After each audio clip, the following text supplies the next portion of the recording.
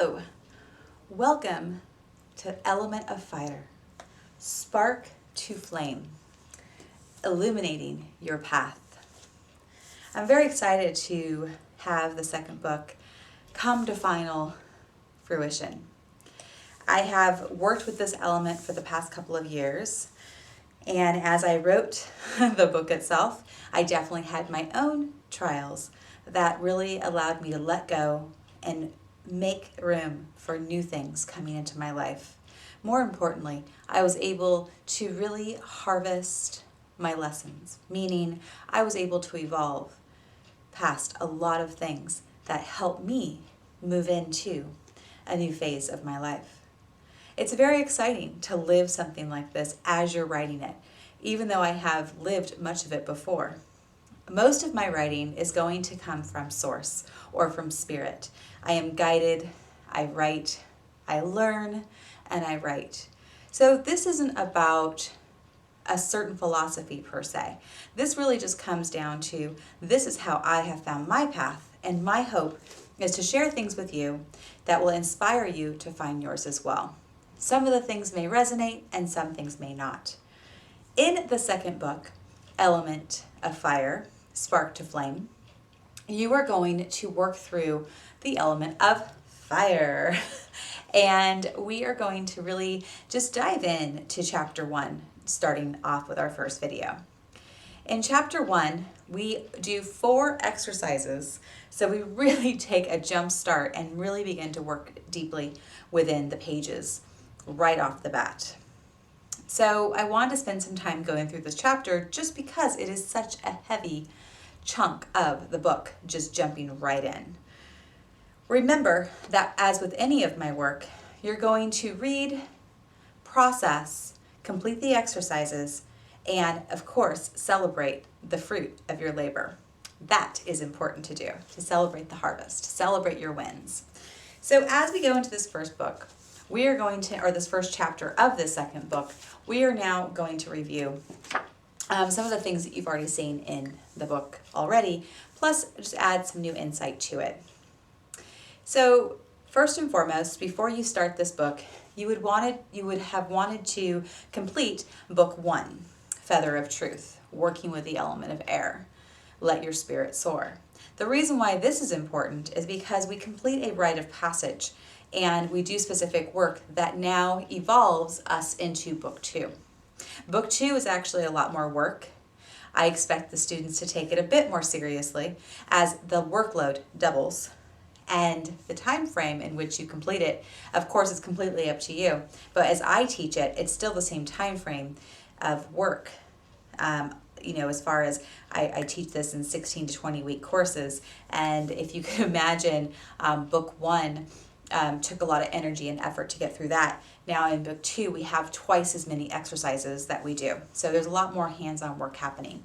And so you'd want to have completed book 1 or be initiated in degree 1 in some kind, form, or way. So that way you already have a connection with spirit. The other thing you're going to want is a magical journal. It's something that we will continue to use through this process. I still wholeheartedly believe that writing your experiences and releasing emotions and things of that nature are really important as you go through this work. So, with that said, I need your commitment, I need your heart in it, and I need you ready to embrace the element of fire. So going into chapter 1, The Spark, we are now going to begin reviewing the actual book. First and foremost, working with fire is not as scary as it may seem. However, the way I see the element of fire, it's the game changer. It's the shift. It's the one that really will ignite your passions, your will, and what you want to accomplish.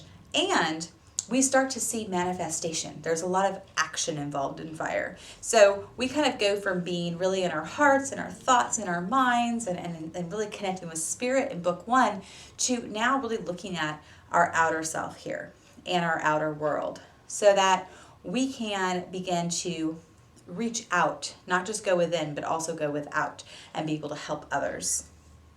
As, of course, we're helping ourselves at the same time. But we're evolving here. So working with fire is going to be very, very powerful for most of you.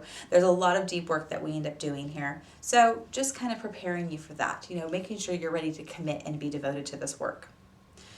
The next thing I talk about is the emotion of fire. I think it's really important that we understand the emotional aspects that fire will bring. I'm not going to sugarcoat it for you and tell you it's going to be beautiful and we're going to dance in meadows, although we may do that a little bit. But fire is actually more intense than that. It's a bit of an uncomfortable element for many people. Why is that? Well, for many of us, we don't want to let go. We want to hold on to everything we have and acquire more. The problem with that concept is that we acquire more, but we don't have room for it in our lives. So then the things don't stick, and new best practices, things that are good for us, begin to fall away. So we have to be able to let go. And this is a very painful process for many people. What we don't understand sometimes is that as we evolve, our frequency changes. We shift consciousness. And because we are magnetic, like attracts like, our energy field will attract a different type of individual in our life as well. Not in every part of your life, but you will start to notice a shift where some friends maybe just aren't around as much, or new friends kind of come forward. You find yourself having deeper, more meaningful conversations. And if you don't have them, you're longing for them. So there's a big emotional shift that happens here because we find that we do have to let go of the things that do not serve us. And that is probably one of the scariest things in this process, is being able to release and let that go. But as we do let that go, we begin to receive beautiful gifts. We begin to evolve. Our frequency, again, it elevates, it shifts, our vibrations rise, and we become more mindful and more connected to ourselves and to the world around us. We begin to want to make changes in the world. We begin to understand our power in cause and effect. We learn to manifest on levels that we never thought we could. So when we work with fire, it's like taking book one's information and now applying it in action, plus then more. And so just be ready emotionally for that shift, because it will be taking place throughout the process. The next section is to connect with the sun. It's kind of like our first way of connecting with fire in our outer world. To recognize that we have this beautiful sun that rises every day and sets every day, and how it nourishes us is really a fun exercise. So our first two exercises are actually sunrise meditations and sunset meditations.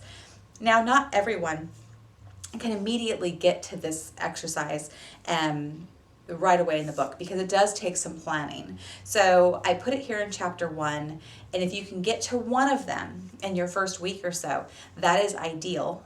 And if you can get to the second one within the first month, I think that is great as well. So, just be, understand that I don't expect miracles, but those two first exercises are wonderful gifts. You can really connect with nature, with the way the sun affects our world, and therefore affects us. It gives us some really beautiful perspective of this beautiful element of fire. This is a huge fire symbol when you stop and think about the sun and what it offers. And this masculine element and this masculine sun that we live under every single day is going to be able to give you some beautiful gifts and lessons and knowledge to take with you along the journey. After we're done with our meditations there, we just dig a little bit more into the element of fire and how it's change, will, and passion, and how we're going to, really look at the correspondences of fire and kind of what that means for us. So just taking a look through that. And, for me, what's more important is how we use fire. So our next section is how we use fire in our own practice. And I go through a list of ways we do that. I think what's really important here is, most students will say, okay, you've covered everything, but also think about how else you can use fire. Really challenge yourself to think outside the box. For me, I like to charge certain magical objects of mine under the sun more than under the moon. So, that morning sun has a different energy, right, than the dusk sun, that evening sun. So just kind of have fun with it a little bit. But really challenge yourself to think of new ways that you can use the element of fire to help elevate your practice and inspire you as you are working with manifestations, especially as we begin to weave magic later in the book. You can start using these practices. The next section is exercise 3, and that's connecting with fire. And we are going to have a companion MP3 audio for you to use for that. So you feel free to go ahead and do it on your own. In classroom setting, I actually lead the class through this process. So if you're in the class, you may not actually need that recording. However, if it's something you want to do once again on your own, you will have access to it, whether you are in the class or just taking the online course. The next section is symbols of fire, and this is always a fun section. I love hearing everyone's ideas. There's a lot of symbols for fire. And, for me, when I look at all of the elements and I'm thinking about what represents fire, that's probably the one that I have a smaller list, but they're more powerful items and symbols that I use. And these symbols are going to be important. Obviously, in exercise 3, we connect with fire in a meditation, and oftentimes, as guided, you will find a symbol that you connect with in that element. So that's something you can look forward to. If that does not happen right away, you may decide to reach towards a symbol that represents fire for you right now. And that way you can use that symbol in your intention scroll. You can use that symbol when you're writing in your journal, things of that nature. But really starting to connect with a symbol that represents fire is going to be a nice way to bring mind, body, spirit into your focus with this element. It's like a physical representation, right? So we love that physical representation because it becomes more in the physical realm. And then our last section in chapter 1 is tree walk. And this is a fun one. The tree walk is kind of unusual. You wouldn't expect it in the Book of Fire in chapter 1. However, we do go on a staff quest in this book. And it's our tool that we create and manifest from doing this work, and we use it to complete the work here. So we go on a tree walk, and I know you would think earth for trees, but here we want to create this exercise opportunity for us to start to connect with the different energies and allies of trees. How fun is that, right? So I talk about going on a tree walk. I give you a variety of tree properties that will start you on your way, but there's ways to get more information. You can go online. There's lots of different magical property correspondence websites out there that can give you more information on different trees. Everyone lives somewhere different. Everyone has their own species of trees in their area. So you're going to want to do your own exercise as far as researching that information if your trees locally are not on the list I provided. But the tree walk is a really fun experience to go out there and commune with the different species of trees, feel their different energetic feel, and allow them to commune with you. Allow them to tell you which one is better suited for you. Now, in your tree walk, you don't have to actually acquire a staff right away, okay? But the idea is that you come across a fallen branch at some point during the journey of this work, and that is your staff. Some people already have a staff acquired. You're more than welcome to absolutely use that staff. I would just encourage you to charge it with this intention to do this specific work, just to ensure that it is in alignment with what you're trying to achieve at this time.